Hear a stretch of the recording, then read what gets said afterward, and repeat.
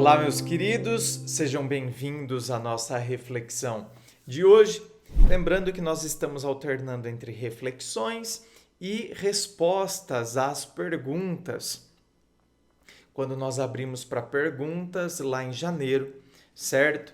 Então, que foram deixadas tanto no Instagram quanto aqui na comunidade do YouTube. E a pergunta dele diz assim: por que uma pessoa sem qualquer ocupação na vida começa a pensar em suicídio? Olha, veja bem, por que uma pessoa sem qualquer ocupação na vida começa a pensar em suicídio? Veja bem, meu querido, isso pode acontecer com alguma pessoa? Pode, porque assim, ó, tem gente que sem qualquer ocupação nenhuma na vida ó, né? A gente sabe que tem pessoas que são super folgadas, que o quanto elas puderem folgar, primeiro elas vão serem folgadas nos pais, né? Vão se apoiando sempre, sempre, sempre. Depois elas percebem que os pais não vão ser para sempre. Aí elas vão querer se apoiar, então, ou numa companheira ou num companheiro, e assim são pessoas que não se importam em ter, né, alguma ocupação, não se incomodam em nada em se apoiar e serem sempre sustentadas pelos outros. Pelo contrário, elas até querem isso. Agora, como nós vivemos, meu querido, numa sociedade que e por isso que eu falo, nós o somos o resultado da cultura. Então, somos seres sociais e que vivemos também dentro de um ambiente cultural. A cultura é algo muito dinâmico, é algo dinâmico demais. Então, comportamentos culturais, eles se modificam. E veja bem, a cultura, ela não é uma cultura única para todo o planeta. Depende da sociedade na qual eu estou inserido, certo? Acho que isso não resta dúvida para ninguém. Então, aqui nós temos uma determinada cultura, só para você ter uma ideia do que é cultura, são os hábitos, né, que são próprios de cada comunidade, de cada país. Então, por exemplo, para nós aqui, comer um churrasquinho não é?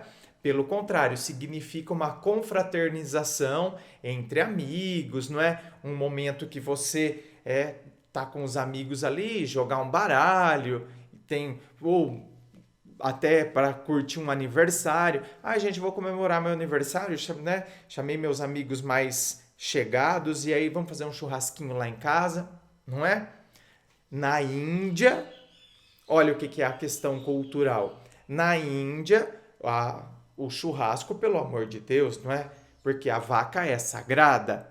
Então, por aí você vê o que é o aspecto cultural. Por que eu estou dizendo isso? Porque nós saímos de uma sociedade na qual o trabalho, de maneira cultural, quando a gente pega desde a Grécia Antiga, o trabalho era visto como algo que desmerecia o ser humano. Então, era algo que deveria ser feito pelos escravos. E lá na Grécia Antiga, escravidão, por exemplo, não tinha nada a ver com a cor da pele, como foi a escravidão que nós conhecemos aqui, que estava relacionada aos povos africanos, né? Aos negros, por exemplo. Então, a escravidão na Grécia estava ligada aos povos que tinham sido conquistados ou dominados por outro, independente da cor da pele. Então, o trabalho estava relegado aos escravos. Então, eu ficava numa posição, né, eu ter que trabalhar a terra, e naquela época os trabalhos eram totalmente manuais, né? Então, o trabalho manual, meu Deus, me colocava em descrédito. Aquilo ali me rebaixava. Ou seja, o trabalho era algo que, né, era visto como algo relegado aos inferiores. E olha o que é a mudança cultural. Hoje, então, nós vivemos na era capitalista, então não vou ficar aqui falando dos aspectos e das mudanças históricas, passando pelo feudalismo e entrando no capitalismo, período, não vou ficar, até porque não é a minha área, não é de formação, mas hoje nós temos o quê como padrão? Se você pega o padrão americano, por exemplo, time is money, né? Tempo é dinheiro, então eu tenho que produzir. Ou seja, nós saímos de uma sociedade onde quem trabalhava, né, era inferiorizado, era relegado aos inferiores, e eu tinha que me dedicar, o máximo era o trabalho intelectual, né? Eu tinha que ficar, né, a filosofia, eu tinha que ficar pensando, ou eu tinha que ficar aqui, entendeu? Controlando os trabalhos, vamos assim dizer. Agora nós saímos daquela sociedade e adentramos numa sociedade onde o trabalho dignifica o homem. Então, por aí você vê versões totalmente opostas. Lá, o trabalho corrompia o homem, porque, meu Deus, eu não posso trabalhar, isso aí é para as classes inferiores. E agora a cultura nos coloca como que o trabalho dignifica o homem. Então, se eu não trabalho, eu não me sinto digno. Diante desse contexto cultural, o que acontece? Ora, se eu não tenho trabalho, eu começo a achar que, portanto, eu não tenho valor. Eu não sirvo para nada e, portanto, eu não tenho dignidade. E, gente, a gente tem que entender essa transposição e a gente tem que entender que esse tipo de sensação eu estou, né, sentindo isso por causa da cultura na qual eu estou imerso. Então, por isso que eu me prolonguei nesse assunto. Porque a minha dignidade, ela é minha e ponto final. Eu tenho dignidade, ponto. Só pelo fato de eu ser um ser vivo, eu já tenho dignidade. Eu sou um ser humano. Então, eu tenho valor. Agora, não é? A gente vive num mundo onde parece que as pessoas são medidas por aquilo que elas têm e não por aquilo que elas são. Então você pega um filme, por exemplo, como que é do livro lá 50 Tons de Cinza, né? Você tem lá o Christian Grey. Então, meu Deus, olha que, não é?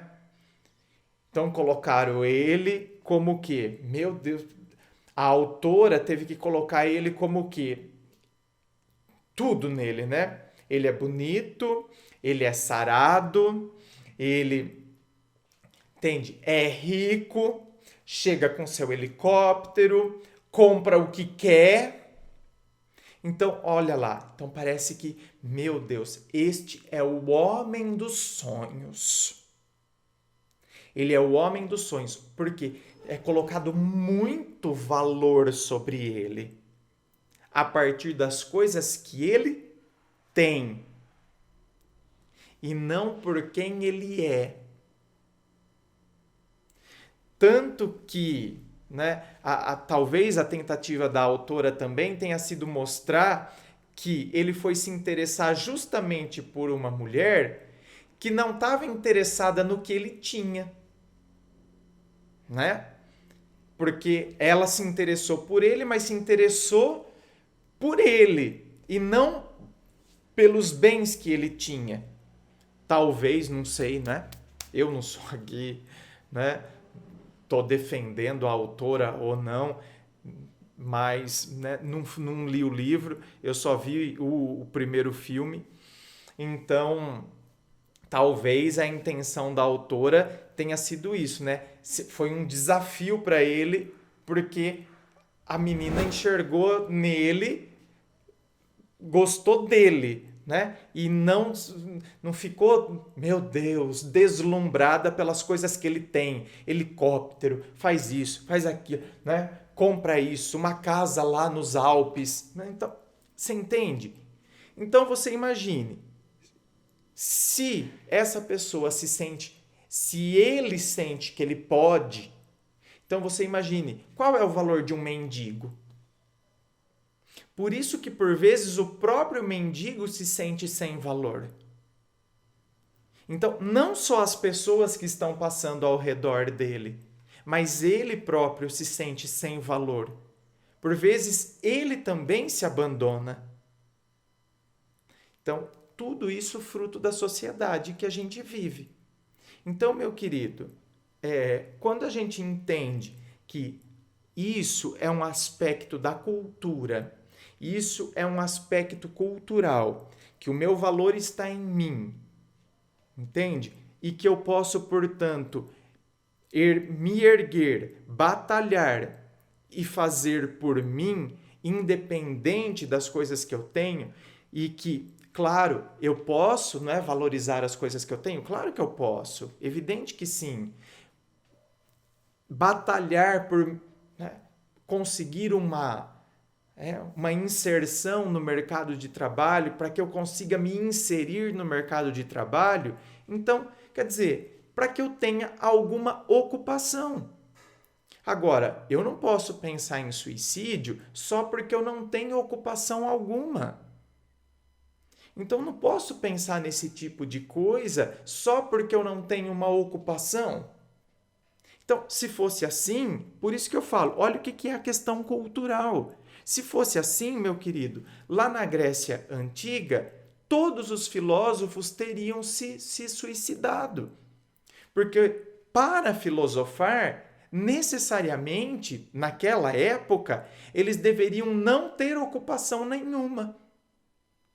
Em termos de trabalho, o trabalho era para os escravos e eles estavam ali, entendeu? Os filósofos da Grécia Antiga só surgiram por causa disso, né? A partir dessa falta de ocupação nesse sentido. Então, você já imaginou? Eles teriam se suicidado e a gente não teria os grandes trabalhos filosóficos que a gente recebeu daquele período para nós até hoje. Então, entenda esse aspecto cultural, entenda isso, para que você possa também, sabe, a hora que a gente começa a enxergar a sociedade de fora, entender que eu faço parte dessa sociedade, mas entender toda essa dinâmica.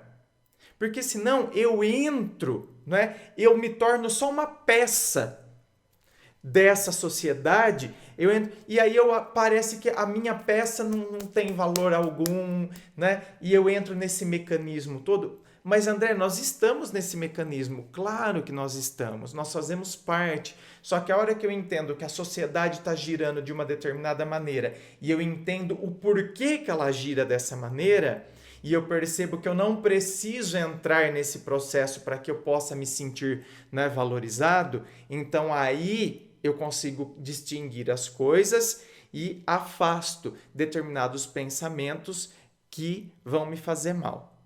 Certo? Inscreva-se, eu fico aqui aguardando a sua inscrição, me acompanhe nas redes sociais, curtiu? Dá o seu joinha aí, compartilhe com seus amigos. Muito obrigado, beijo no coração e, é claro, um forte abraço.